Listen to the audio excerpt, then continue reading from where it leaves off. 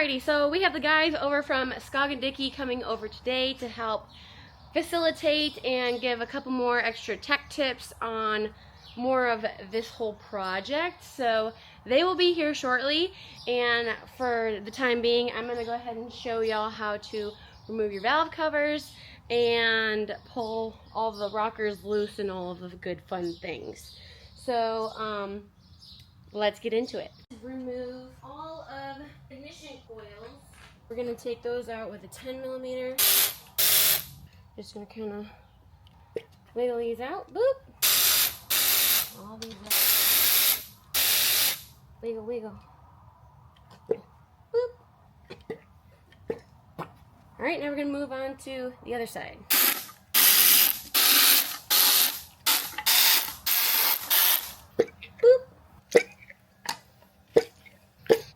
Alright, now we're going to go ahead and loosen up all the bolts in order. Basically, you're just going to go around in a circle. Turn here.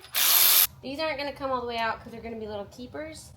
So 10, 9, skip to the other corner, 8, okay, down here, 7, 6, 5, the middle, 4, 3, 2, and 1. Alright, once you got them all loosened, like I said, they're not going to come all the way out, but just make sure they're free. Freedom. And then we can, boop, pop that sucker off. Same thing on this side. And then I'm using this puller I got at Harbor Freight. Alright. I got the Frankenstein stack of washers on here, so I could get that thing going. Oh, lordy. Oh yeah, that's nice and hot and bothered. Shush. So I also went ahead and disconnected our coolant lines that were running to the front here, here, and here. This one was over here, but this one was in the back into this hole. So I disconnected those, got those out. Now I can take the front cover off. The cavalry has arrived. Nice. Alright, we're going to take these idlers off. 13mm, 15mm, 15mm. Here.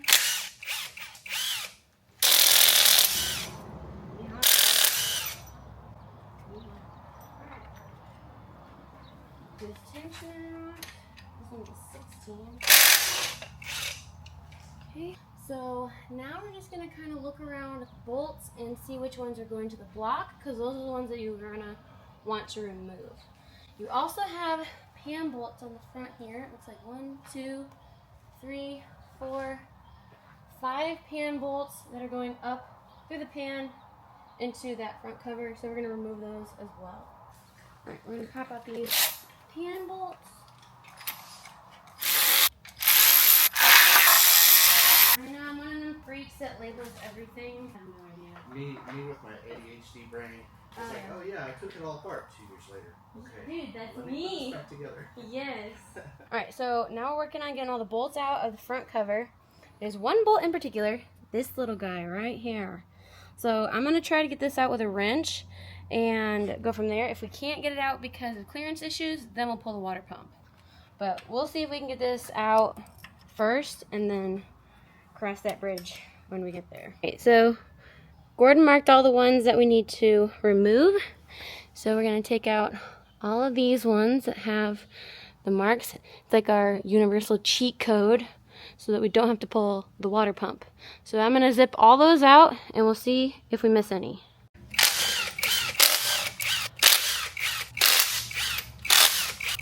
Alright.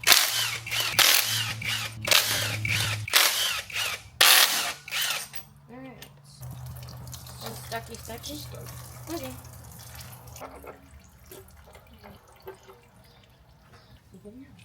There it goes. I say there shouldn't be nothing else holding that thing. It was stuck on the gasket, the pan gasket. Ta-da! The cover off. We have an index mark here and here. Now what that's going to do is show us that we have the engine is already timed, and now as long as we keep those in line, it'll stay that way as long as the crank does not move. Now, once you have your cover off, the very first thing you want to do, though, is loosen up all of your rockers. And the reason being is because there's tension on them all. So if you have those loosened, then there's no more tension. Because if you do it after the fact, you have tension still on, potentially move, and that's no bueno, because then you have to retime everything.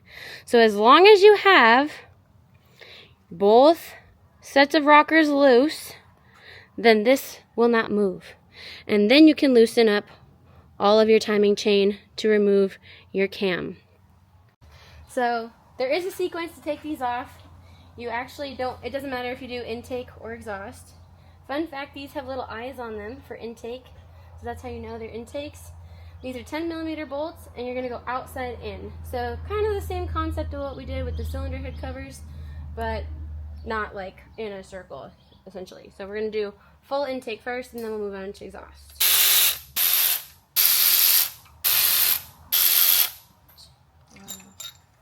Pull this off.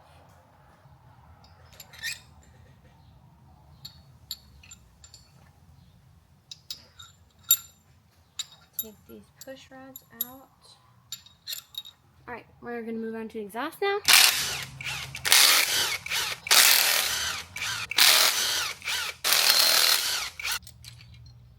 Yoink, push rods. Same process on this side. We'll pull the intake off first.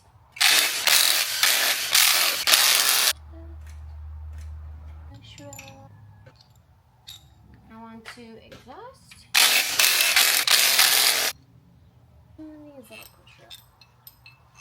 Alright, so now that we have all of our push rods out, now we're going to go ahead and whack this bolt as hard as humanly possible without taking it all the way out, because we don't want to have too much shock to the crankshaft where it's going to now move. Because remember, we don't want it to move.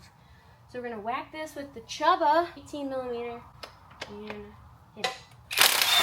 Alright, so we're going to clamp down on the tensioner. This is just a little Allen head. You stick it in this little hole here so that it holds the tension back. Boop. And now our chain is loose. Bada bing, bada boom. Now we're going to take these two bolts out right here, two 10mm. Fly off. It's still, here we go. Boop. Nice. Alright, now we're going to go ahead and remove this. We'll go to 18 again. And pull that off. Take the little chain off. We'll just let it go boop right there. Nice. Alright, so now we got the chain off. We're going to put the gear back on. And then we're basically just going to spin it. So we're going to throw the impact back on there and just like that. That way it spins all the lifters off. That way when you're pulling that cam out, all the lifters are out of the way. Facebook Marketplace! Some 6'4" guy thinks he's going to have a Hellcat cam and his car's going to be a lot faster. Hell yeah, bro. T30, we're going to remove these four, and we're going to do them by hand because T30s are just so fun when you have an impact. Nice. It's like suction cupped. There we go. Nice. So now we've got everything off. Before we do anything else up in our cylinder heads, we want to now get this cam swapped out first. The reason being is once we have everything slung out and now we have our plate off, now we can bolt our cam. So we got this nifty handy dandy tool that were custom machined. Just make it a lot easier. So we've got a little notch here that'll go in where our pin is, right there. And we're gonna shove this thing in here. Okay. Slide in. Bada bing, bada boom. Out with old. So, if you're like me and you're wondering how those lifters stay in there because you might have more diesel kind of background where you have to hold them up manually, these are actually kind of sitting pretty much horizontally. So they're just sitting right up in there. So for them to actually come out, you'd have to like push them out. One nice thing is that they're all just kind of sitting in there very nicely on the sides, so you don't have to ever worry about that on these Hemis. Now let's put the cam back in and move on. We got our new Reaper cam all nice and lubed up, and we're ready to go back in.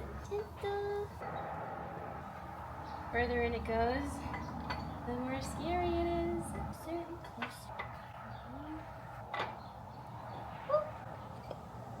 Ta-da! 'Tis now in. We got a new Reaper camshaft installed. We're gonna throw our plate back on. Alright, we're gonna torque these little guys down. 10 foot-pounds. Comes with the kit. Okay. Is going to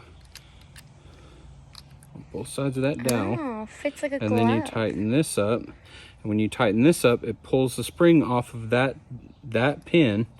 Leave that pin in. You cannot take that pin out, otherwise you will have to replace this. So what I do is I mark that pin on this side, and that's the one that don't come out. The rest of these will come out, and this will roll around. Oh, okay. So.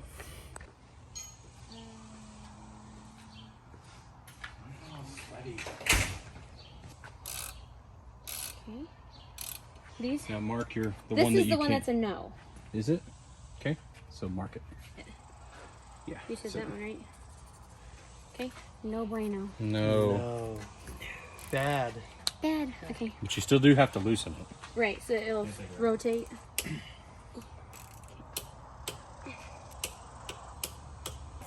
And if the one with the spring on it feels tight, just give it a little A more. little more off. Yeah. Okay. That's KC46 Pegasus. What you'll do is you see, so all of these holes, see how there's a gap? Mm-hmm. There's a gap, Mm-hmm. there's a gap. Oh, and no gap. It's the only one that this fits in. And then you tighten that up just a little bit. It doesn't tight. It doesn't really need to be that tight. Okay. So just that one gets tightened to hair. Just tighten that up just a little bit. Wow. And then flip. Is It's this just the same size? No, I think Of it's course not. tiny. Because why would that be easy? Never. Hey, look at its racetrack. Okay. Right there. Okay. No. Gucci? Yeah, put some blue Loctite on those bolts. Do these torque to a certain spec? There's no published specs, so Okay. Good and tight. Right? I do M6. Okay, so this is actually the pin, technically. The pin that we just took out. So it's attached to the bolt. But I didn't know that until I took it out and I was like, oh, why is that one So longer? that's the one go right here. Okay. That makes sense now. Yeah. Because I was quite confused now. Alright, let's re-loctite these suckers. Little bit vital piece of information. 10 newton meters? Beautiful. Ta-da! Did you get a new bolt already in there? No, I haven't. It's in the box. Line your dowel pin up. It don't really matter. I'll hold it. Go get you a new bolt. Nice. It's on the dowel. This I just snugged down, yeah? For now. Okay. 90 foot-pounds. Alright, we got this handy dandy custom tool. We're going to tighten down on there. And this is what's going to hold our gear while we torque it to the 90 foot-pounds. So let me zip that on. Zip this little man. Holder down tool thingy. Alright, we got my torque wrench. So now we're just going to hold right here, but the chain's going to do all the work to hold it. We're going to torque this guy down to 90 foot-pounds. Beautiful. Wow, so nifty.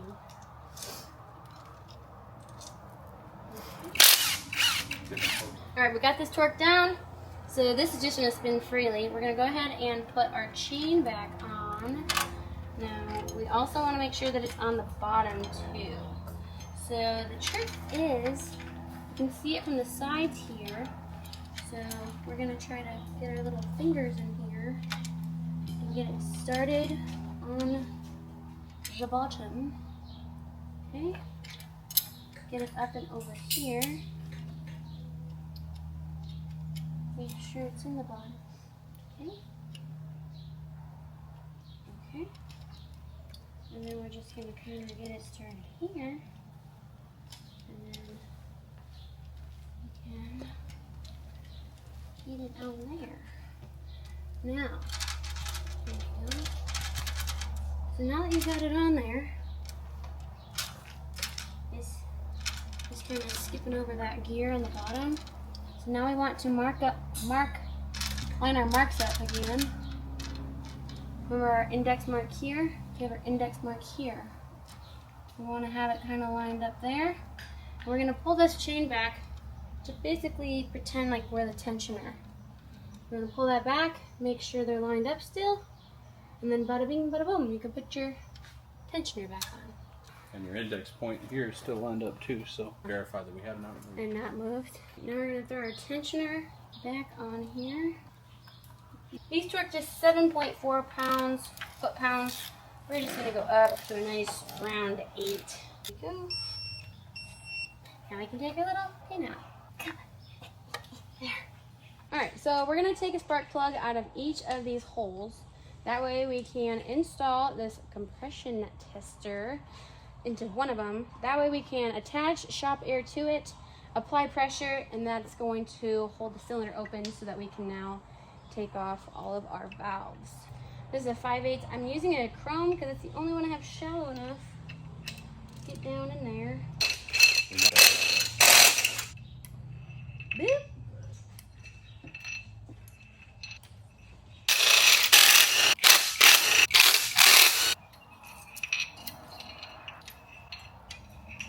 Now we're going to do all of our springs. What comes in the pack are these pack 1232X's. These are different because the springs that are in these heads are taller. So we're going to go ahead and replace out all of these springs and put in our new set that comes with your camshaft kit. So we're going to start first by putting our tool in for our compression tester tool, tighten it down. We're going to put shop air to it. That's going to open the cylinder, so that'll keep it open. And then we have a specialty tool, Race Tools Direct tool. So we have two 13mm bolts here that's going to hold down here. And then a 9/16 nut that's going to keep pressure onto our springs so that we can get the keepers out. Now, while you're doing this whole process, you want to keep air constant on the cylinder, because the second you depressurize it, that cylinder can drop down. And that's so not right now, because then you have to fish it back out and you got to do all the timing and all this fun stuff. On our 13, we're going to tighten these down a little. Okay. Going to get your magnet ready to catch your keepers.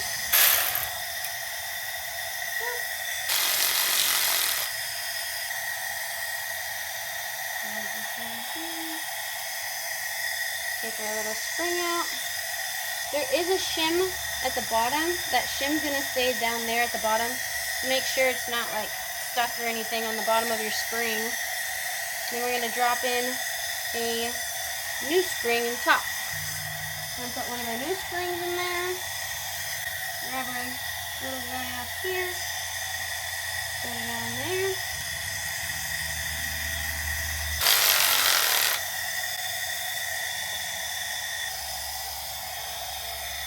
There it goes. Okay. Now we can back it on up.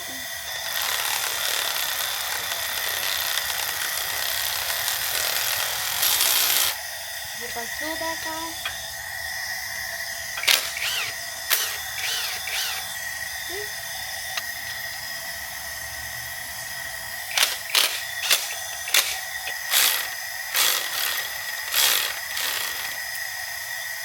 Okay.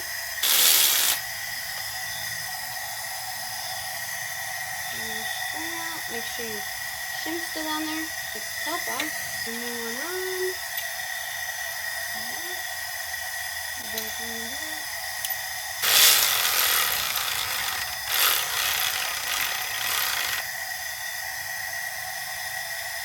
Okay.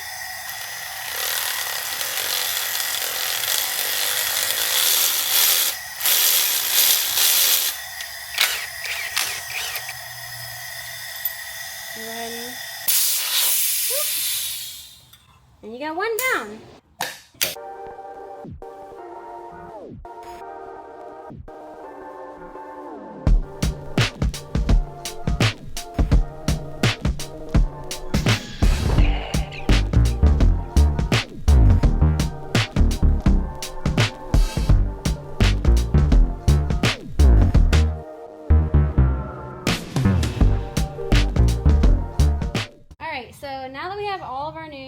springs in. We're also going to replace the push rods that come with your kit as well. So they are basically the same OEM length. They have the same OEM ball and everything, but this one is much stronger because it's machined to be a one-piece instead of the OEM that are a three-piece, because these little balls over time with the strength of the new springs will actually push this ball in and kind of mushroom this out. So we're upgrading in strength to our new push rods right now. So we're going to do the exhaust ones first. So these are the 8.1s, and we're just going to kind of feed them into the exhaust port, and then you're going to feel where the lifter is. Okay. And move on to our other one. Okay. Do intake with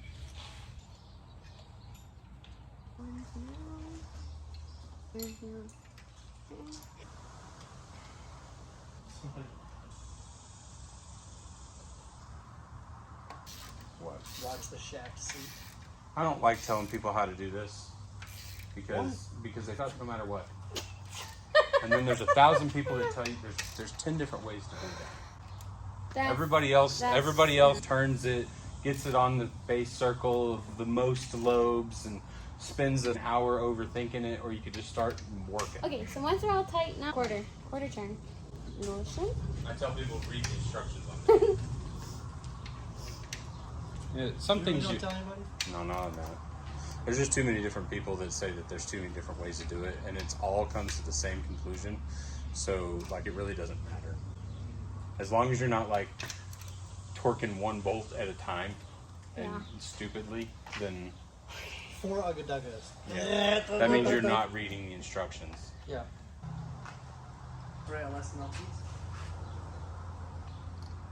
I don't know. Like Darth Maul. Double can. You too have the power to choose. Double it up. Yeah. Just the For this song, what really sucks is whenever it's like copyright your video strike was and it's blocked. Like, Videos blocked in Russia. we have one of the 20 foot-pounds. We're going to re-torque in the same sequence that we removed it. So remember, from inside out, inside bolt. We're going to go to 20.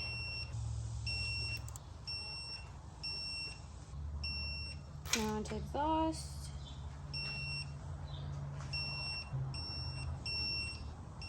Other side. 20. Go outside. Okay. Like 5. Alright, so once you have all of your rockers back on, everything is torqued, everything's good to go, yay, we love it. We're going to bar the engine over, and we're going to make sure all of these valves are moving and everything is good and nothing's stuck or doing anything funky. So we're just going to bar it over. We're going to turn the crank now and make sure everything is moving as it should on both sides. I'm just showing for reference passenger side right now, but I'm also watching the driver's side simultaneously, making sure everything's good to go. Everything is good, because the last thing you want to do is put it all back together and then have something problematic be happening and everything's already closed up. So you always want to make sure you do that check before you put all your covers back on. Save you a lot of time and heartache in the end if something were to have gone south and you didn't catch it in time. So now that we have everything good to go, I was checking this side while I was filming that side. That way I could watch this side and that side at the same time. So now that we have everything good to go. Oh, also I used my old crankshaft bolt. I didn't use the new one because just for this I just needed to spin it around, blah blah blah. So now we're gonna I had already cleaned up our sealing surface on here, kind of cleaned up the old silicone that's in these joints. You want this to be nice and dry. You don't want to have goop and coolant or oil on it. You want the max amount of nice, dry, clean sealing surface area.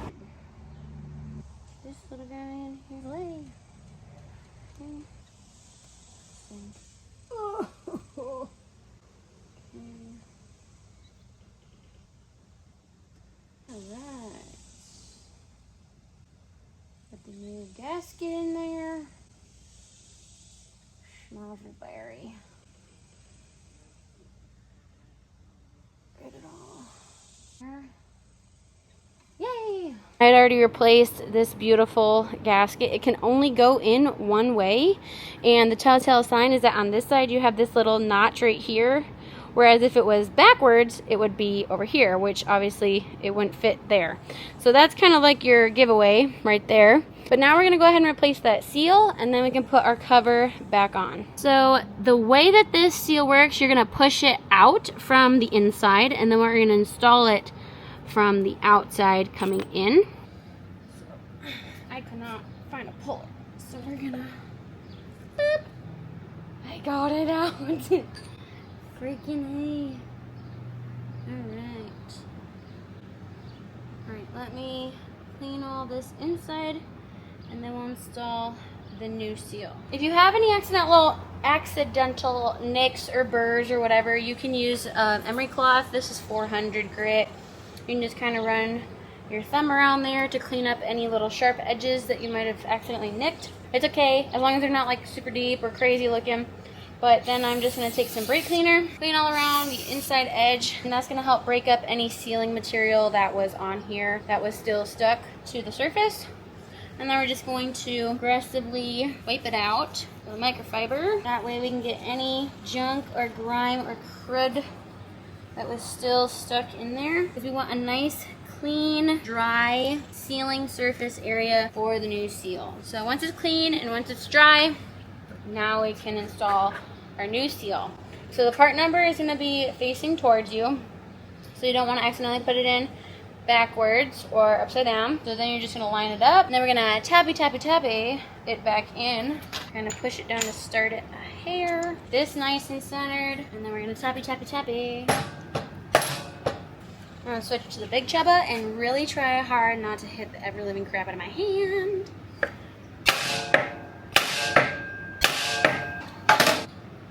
Dude, we're so close. Looking good. Once you got the face of where the timing cover is going to go back on, we have all of this nice and dry and clean. We're going to re-silicone our joints right here. So we're going to put a nice little bead here and there. That way when our cover goes back on, it can squish right there. So I'm going to get a nice little bead right here on this side. Now we can put our cover back on. Alrighty, we have the bottom cleaned off. Now we're just going to put this right back on.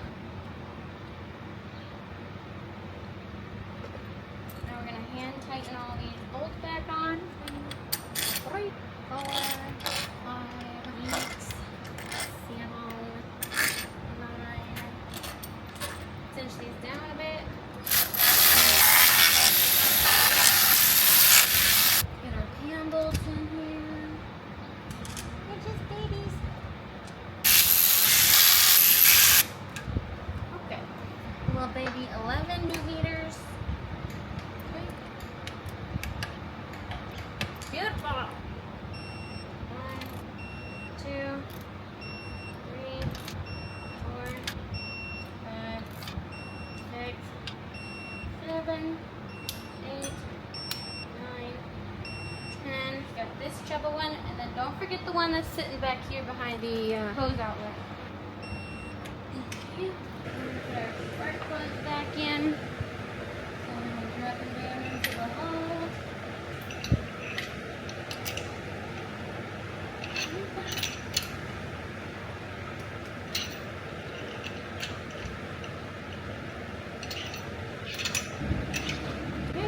The other side, and then we'll tighten them all down. Let's torque these bad boys to 15 foot-pounds. Do the other side.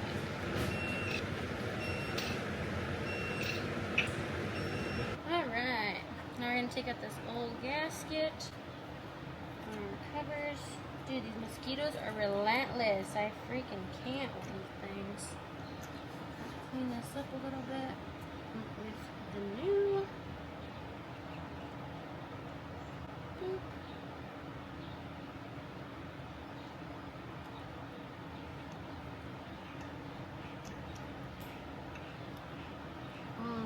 small dudes. Okay.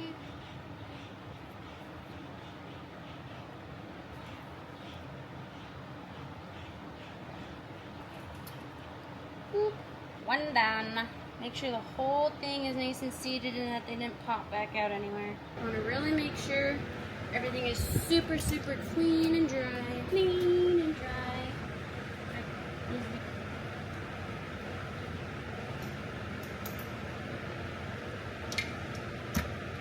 Boop.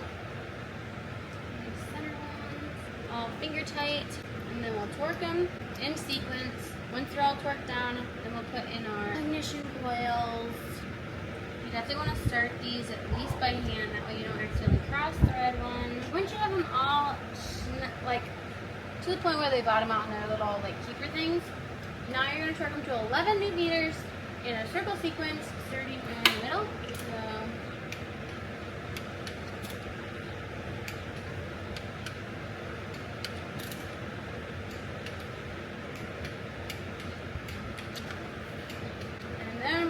to the other side, and we'll come back and do our ignition coils.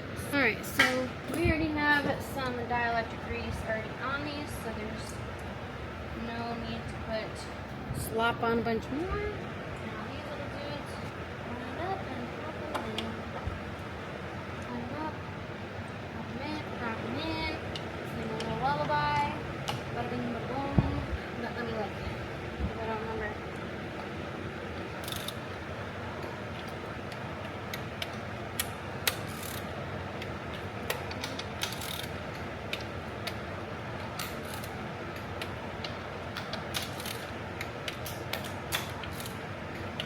Alrighty, so we got both sides on, both sides torqued down.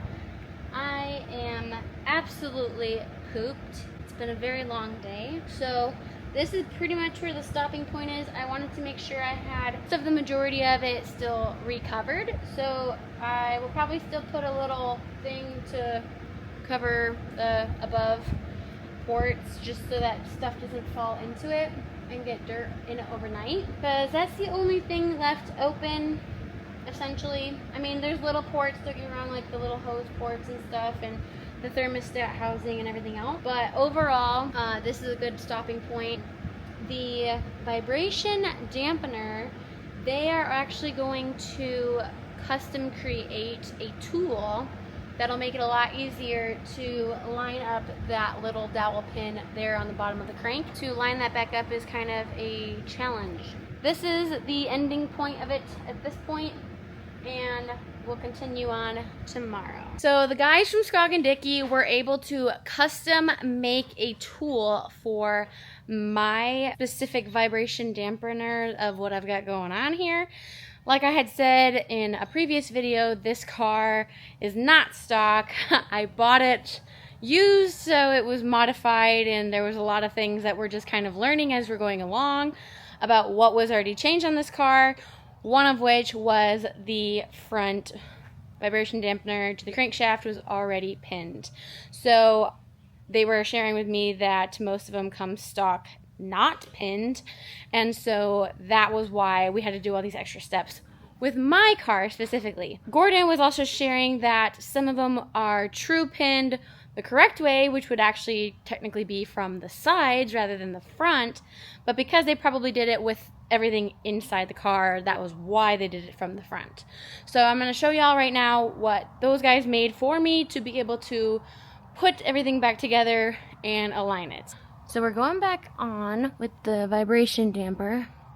They made a custom little pin tool to line up that dowel. Once we take that back out, I'll show y'all a little bit better of what that looks like. But that was pretty crafty, because I can't imagine trying to line that back up without that little tool. So we've got this little specialty tool. We're going to thread back in here where this bolt was. We're going to zip it on with an impact, and then we'll use basically like an inverted puller, a pusher if you will, with some crescents to get that thing back on there. Wow. Now what you do is hold this one. Okay. Tighten. Tighten this one. Hold that. Hold. Hold. Tighten. Okay. Yep. This is a super nifty tool. How do you know when to stop? When it doesn't turn no more, Yeah. I guess. Probably about there. Would be my guess. I'd say that's it. Okay. It's not quite, but it's probably that pin. She can edit my ass out of this. Don't worry. What will Or you can put that in the video. I don't know. Dun-dun-dun-dun. Pull it down. Let's see. Oh, it really is. Yeah, it's on. Okay, so now pull that back on. Okay. Like if it moves a little bit and binds it up, that's when it. Like I'm not worried about getting the other one in. I have to take it apart to put it in that box. So now we're just pulling this pin out? Hopefully. Oh, wow. Yes. Dude. And that worked out on paper. So glad it worked out in real life. So, we have this handy dandy little custom dowel tool that the guys over at Scog & Dickey made. This is the dowel pin that's going back in it, so you can see the comparison. But this one sits flush inside there. Let me move the camera so y'all can see this hole now. So now we have our hole perfectly aligned now. We can put our little pin in here, and then we'll tappy tappy tappy. Needs to be at least flush with this. Nice. Alright. I just hope this belt will hold it. Yeah. Normally we do it with the flywheel, but Oh. there you go. Word. It's on there. Yay! Alright, so now that we have it all back on and we torqued it to 240 foot-pounds, as you could tell, this is much easier to do when you have two people because we had Gordon holding down the belt and keeping it from rotating on one side while I torqued it from the other side. So if you don't have a helper, he was saying that the next best thing if you're by yourself is to actually run a ratchet strap around it and then attach it to the subframe right down here in the front. That way it doesn't move, and then that way you can actually torque it to that spec by yourself. Luckily it was just easier that we had two people, so we got it done a lot faster that way. So basically at this point now we can go back all through this, but I did want to touch on one more topic that he was just showing me because I also did not know this, and I'm glad that he shared this with me, is a little port that is where you're going to essentially burp your cooling system when you go to refill everything. So I'm going to show you right now where that little Allen bolt is. So right here on the back of where the thermostat housing is, you have this little Allen bolt right here. You're going to crack this open, and while you're filling all of your cooling systems, as long as you have a nice steady flow coming out of this hole, that means that all of the air is being pushed out of the whole system. So I did not know this, so that was a really good tip that he gave me, to know that. That way we don't ruin anything when we go to try to burp the system. Lots of good information. This has been one crazy project, and it's been an ongoing project, but it's also really exciting. Another thing that we've been learning about this is that this also has aftermarket injectors. It has a couple different pulleys on it. So he took the ECM to be able to go and hook up to it and see what tunes are already in it. That way we have an idea of what is going on with it. He's like, this car is not stock, and so this will be a little bit more different and difficult because now we have to guess what setup this had beforehand. That kind of sucks because we were really wanting like super stock across the board numbers, but like I said, as we're going along, we're kind of learning different things about this car, so it's just going to be a little bit more spicier than say just a regular bone stock Hellcat would be. So now we're just going to be going through and putting everything back together. I'll probably just set up time lapses for that because it's essentially all of the same thing going back on. I'll do a full breakdown of all of the torque specs in the description. That way you guys have a quick like cheat sheet essentially to be able to go off of instead of trying to fast forward through all the video, write them all down or whatever, I don't know. But if you're like me and you want to just have a nice sheet, that way you can just have quick reference, I'll put that in the description. Y'all can just take a picture of that if you want those numbers or specs. The specialty kind of stuff of sequences that are like tightening sequences specifically for the supercharger, I probably will break down that and maybe do a little picture with like a diagram. That way it's a little bit easier to look at rather than the whole video walkthrough process, because it's the same thing of when we removed it, only in reverse. So if you didn't see that video, that would be in the engine teardown video, which would be part 2 if you wanted to go and look that up. Sorry for the long-winded video, guys. I just wanted to be sure I could give y'all as much information as possible. I know it's really frustrating when you're trying to do something and you're watching a video and they skip over a whole bunch of steps. So this video was really trying to be intentional and showing y'all a step-by-step process of how to do it and everything that it takes, as well as all the specialty tools that make your life a little bit easier as well. So I'm hoping that this video helps you guys out. In my next video, I'm going to be doing some new injectors. So if you are interested in continuing on with the process of everything that we're doing, I'm going to be installing new injectors into the supercharger that we have laying over on the table, as well as the whole reassembly process. And so if y'all are still interested in that, stay tuned for the next video. That'll be coming out soon. So keep wrenching, guys.